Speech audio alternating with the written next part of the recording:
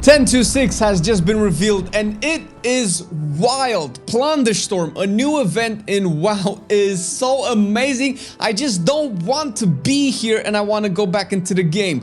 Why? Well, there's a lot of criticism about it and we're going to talk about that as well, but also this is probably the most important thing that happened to WoW in the last year or so, and it doesn't really have a lot to do with the actual gameplay, although that is pretty sweet. So let's kick it off. First of all, Plunderstorm is a new limited time event. Right now they've said to have it up for about 3 weeks, but they are very open to extending it, shortening it, changing it in different ways, I guess, to a limited amount. There's so much you can actually change about it depending on players' feedback, and that is very important. We have also had some inside knowledge about the event for a while, so we're not gonna go too deep into that, but there are a couple of things that I want to mention. First of all, if you haven't tried the event yet and you're wondering if you should get into it or if it's worth coming back, if you're not playing yet or actually giving it a thought, well, yes, but also what you need to know is that you only need a WoW subscription to be able to play it. You don't need Dragonflight or anything else, although you probably need to install the actual client to be able to access the game. And once you load the game, the retail version, you can actually select the retail version of WoW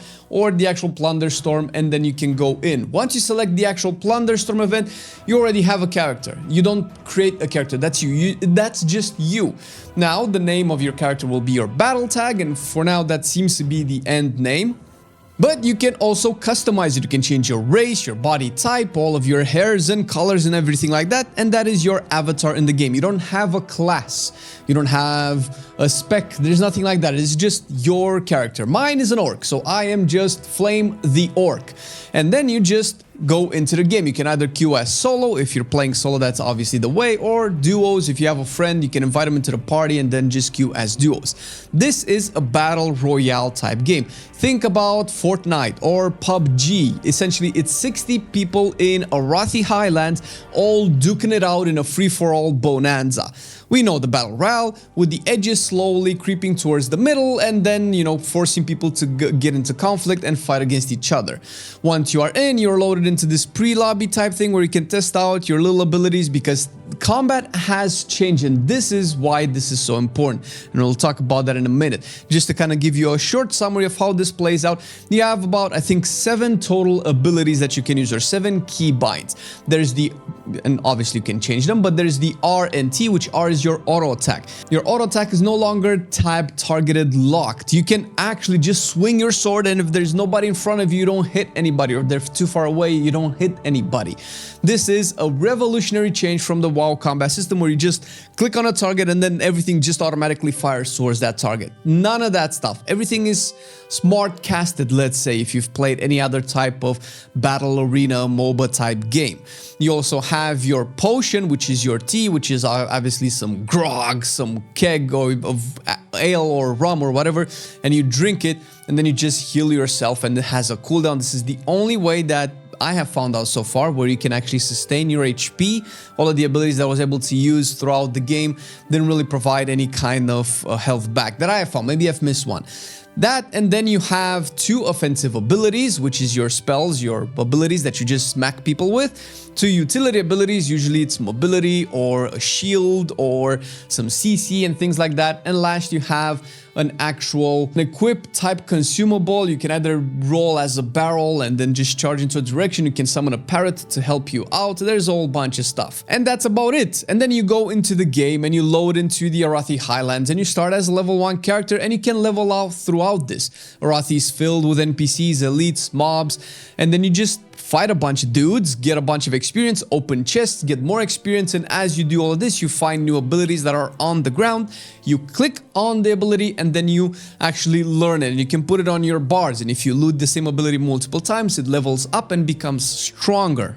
Defeating players and defeating NPCs showers the ground with plunder, which you will loot, which is essentially the currency that, you know, kind of enables you to progress your character and kind of unlock a lot of cosmetics, and even if you kill players, you might even get their spells that drop on the ground and you can keep leveling up. And that's pretty much it. Obviously, there's more layers to it.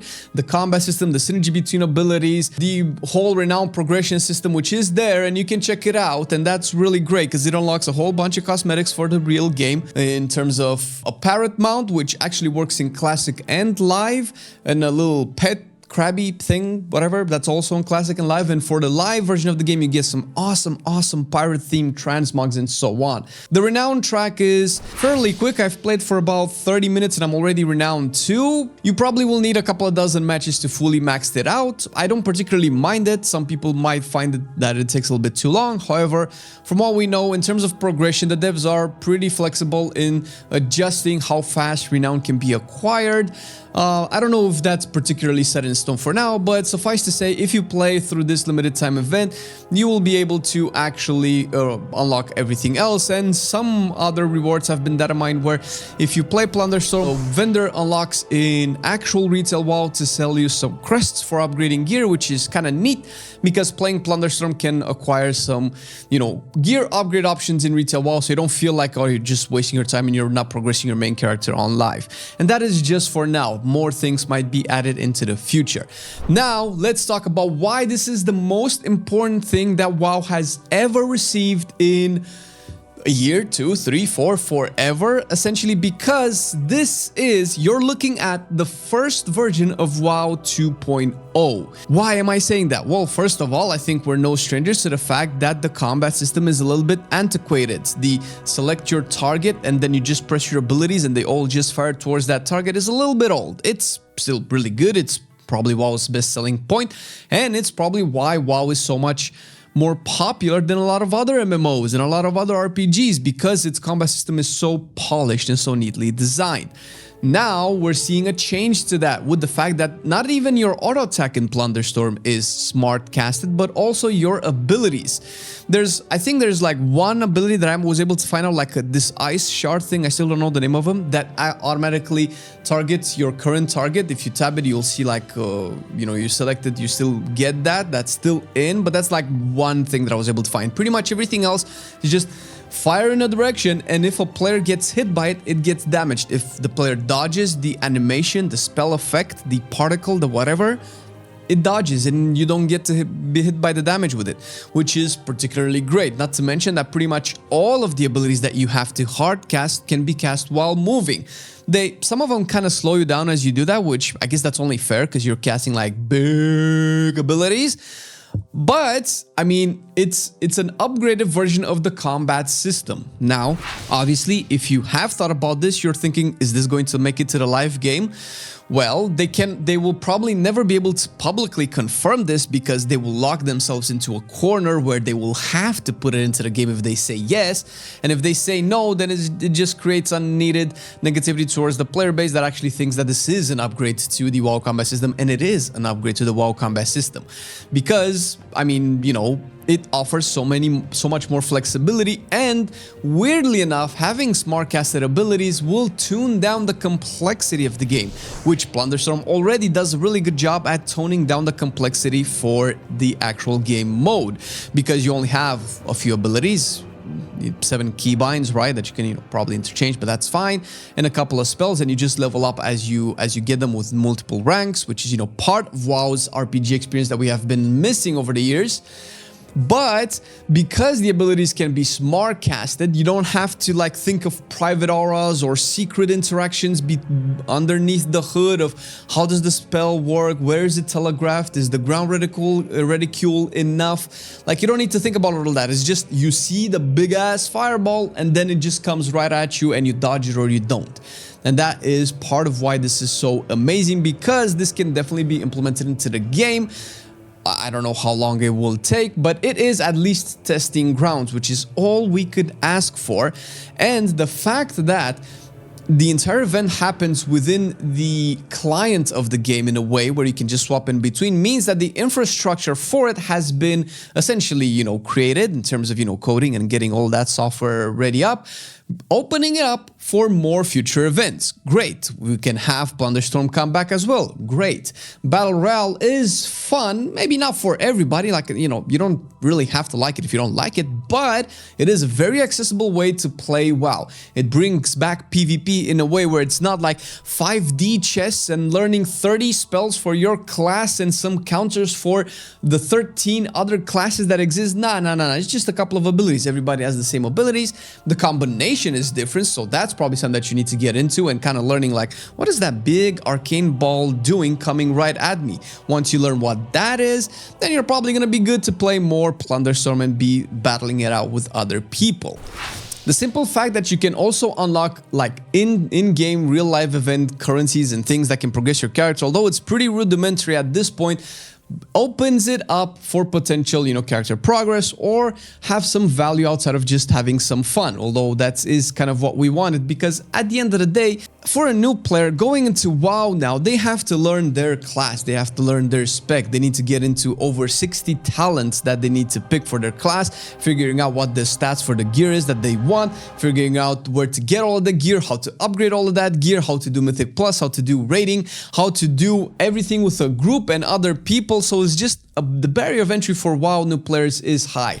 Not as much in Plunderstorm, and that opens up the game for a wider audience, which is fantastic. And as far as we know as well, though I haven't yet been able to personally test it, you can also play Plunderstorm on a controller, again increasing the accessibility of the game to more and more people, and we need more and more people, especially now with WoW being owned by Microsoft, kinda. And if it comes to Xbox, you can bet your butt you can play Plunderstorm on your Xbox console. And dude, if you ever want to play a version of WoW on a console, this is the one. Live game is probably not going to happen in a efficient way on a console, although you can play it with a controller at the very least. But Plunderstorm, 7 buttons, come on, what more do you need? It's right there and it's happening right now. We've been talking for years about WoW 2.0 and a WoW reset, and this is as close as we can get it. It is still the first version of this style of combat, this style of gameplay for World of Warcraft, and you know, we're no strangers to Battle Royale here. I'm sure pretty much everybody has heard about Fortnite by now. But it does open up the game to future new possibilities, and this is why this is so important, because if this goes well, and as much as I've been able to play it so far, I'm having a lot of fun. Sure, it might not have a lot of death like the death that the actual game has, but it doesn't have to. It just has to be some fun, a little bit of a break. I just don't feel like pushing keys tonight with the guys. Let's just get into some Plunderstorm and have some fun and just duke it out for a couple of minutes, because the matches are also very short, so this can essentially open up the future of WoW combat and the future of WoW game design to hopefully getting WoW to more people and actually be a better game in the future. And for all of you doomers out there that think WoW is dead and this isn't enough to revive it, you are literally not playing retail right now, because if you watch our video, you will know why WoW is not only not dead, it's more popular than it has been in the last couple of years, and Plunderstorm will only get it to higher numbers. Check it out.